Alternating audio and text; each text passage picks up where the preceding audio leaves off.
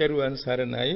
අපේ ශ්‍රී ලංකාවේ අර්ථ කතාවලත් එවැගේම මහා වංශයේ වැනි වංශ කතාවලත් සඳහන් වෙන ඉතා වැදගත් ඓතිහාසික තොරතුරු අපට දකින්න තියෙනවා.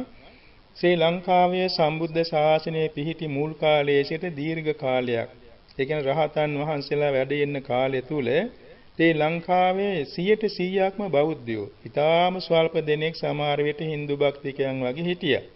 ඒ සියල්ලෝම නිති පන්සිල් රකින්නවා. පොහොයාට සීල් රකින්නවා. එවැගේම ප්‍රතිපත්තිගරුක බෞද්ධ ජනතාවක් හැටියට වාසය කළා. ඒ කාලය තුල හරියටම කාලුගනේ මිනිස්යන් හිතසුව පිණිස පැවතුණා.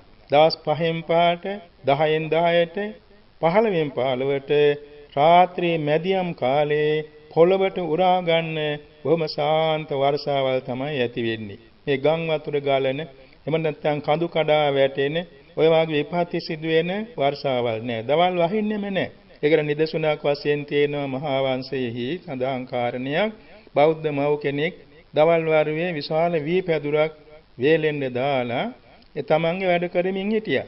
එලා රජුරෝ රජ වෙච්ච අලුත විශාල වර්ෂාවක් පැහැලා වී පැදුර හේදිලා ගියා. එතුමිය ගිහින් රජවාසලේ පැමිණිලි ගන්ඨාරේ නාද කෙරෙව්වා. රජතුමා කිව්වා එන්න, මොකද පණිවිඩේ පැමිණිල්ල. දේවයන් වහන්සේ තමුන්නාසේ රජ වුණා විතරයි අකල් වැහිලා මහ මද්දානේ වැහිලා මගේ විශාල වී පැදුරක් හේදිලා ගියා. මට ඒකට වන්දි වුණේ. හොඳයි මං ගෙවන්නම් වන්දි. මා කලියුතු මොකද්ද වැහිනවා එන්න දවාලේ. දේවයන් වහන්සේ තමුන්නාසේ නිතිපන්සිල් රකින්න ඕනේ, පොහොයට සීල් රකින්න ඕනේ. හොඳයි ඒකත් කරන්නම් කිව්වා. එලා රජුරු තෙරුවන් සරණ ගියේ නෑ. නමුත් පන්සිල් රැක්කා, පොහොයට සීල් රැක්කා. එදා පටන් නැවතත් අර වගේම රාත්‍රියේ මැදියේම වර්ෂාව ඇති වුණා මිසක් අවේලාවේ අකල් වැහි වයින්නේ නැහැ. ඒ වගේම විශාල විපත්ති වෙන වර්ෂාවල් ඇති වුණේ නැහැ. ඒ රාජ්‍යරු අවුරුදු 42ක් රාජ්‍ය කරන්න සමර්ථ වුණේ ඔහුගේ තිබිච්ච යහපත් ගුණ ධර්ම නිසායි. මේ නිසා බෞද්ධයන් වශයෙන් හරියට පන්සිල් රකින්නවා නම් විශාල පිරිස අහසේ කාලුගුණයේ නිසිසේ සකස් වෙනවා.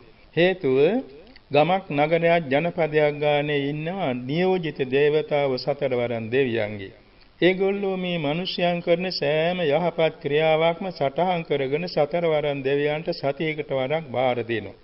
සතරවරන් දෙවියන් විසින් සක්‍ර භවනට ගිහිල්ලා මාසයට දෙවාරයක් පසළොස්වක අමාවක් පොයට ඒ පුණ්‍ය වාර්තා කියවනවා.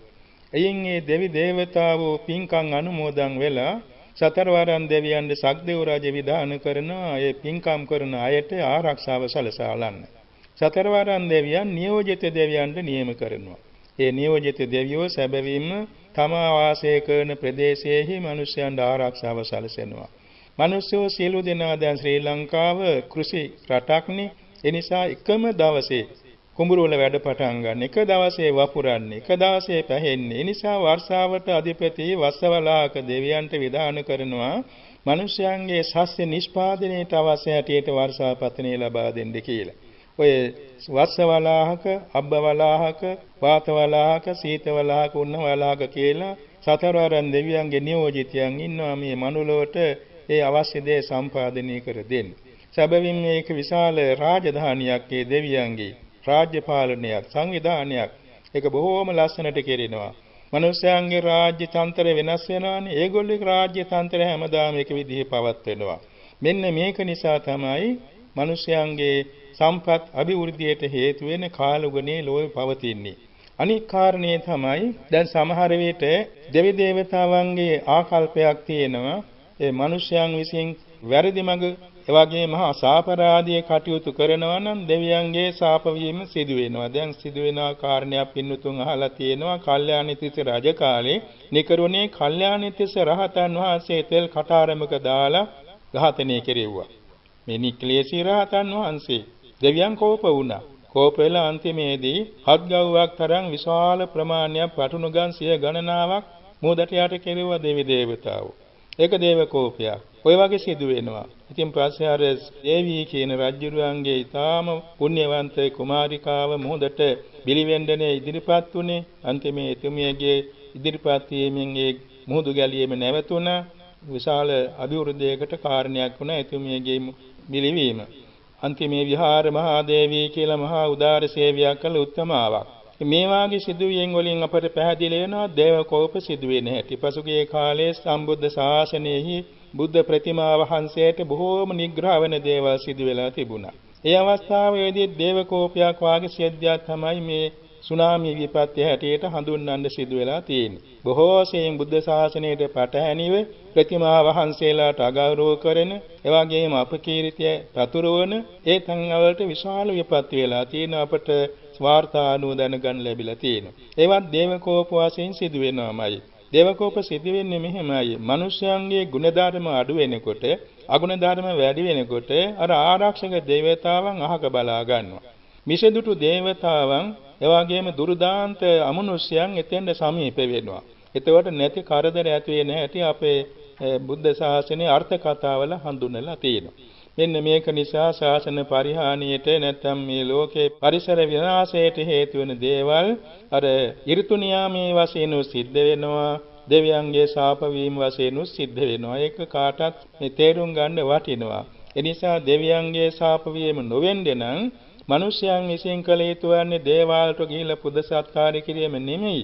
තමාගේ ජීවිතය හරියටම සීලවන්ත ජීවිතයක් බවට පත් කරගන්නට ඕනේ. දැන් මම දන්නවා අපේ මොහොතට යට වෙච්ච වෙලාව මම බුදුගුණ සිහි කළා, සත්‍යක්‍රියා කළා. මම පිරිසුදුව සීලය රැකලා තියෙනවා. මං ආචාර්ය උපාධ්‍යාන වහන්සේලාට පියාණන් උපස්ථාන කරලා තියෙනවා සත්‍යයි. මම මේ කන්දට පනිනවා කියලා ඒ විදිහට මම හිත යටින් සත්‍යක්‍රියා කරමින් දෙවියන්ට මම ආරාධනයක් කළා. මොහොදු මනමේ කළා දෙවියෝ ඉන්නවනම් දැන් මේ සිල්ලුතුන්ට අනුතරක් වෙන්න යන වහාම රැල්ල නවත්තනු කිව්වා. ආචාර්ය සිද්ධියක්, ත්‍රාස ජනක සිද්ධියක්. මොහොදු රැල්ල දෙපැත්තට බෙදුණා. ගොඩට යන රැල්ල ගියා, මොහොදට යන රැල්ල මොහොදට ඇදුණා. අපට කිසිම අනුතරක් නැතුව අපේ වාහනේත් අපිවත් ආරක්ෂා වුණා. මේ වාගේ තමන්ගේ ආත්ම විශ්වාසය රැකෙන හැටියට සීලය හරියට රකින්නවා නම් ගිහි පැවිදි අය ওই විපත්ති සිදුවන්නේ නැහැ කියන එක අපට ඉතා විශ්වාසවන්තව ප්‍රකාශ කරන්න පුළුවන්.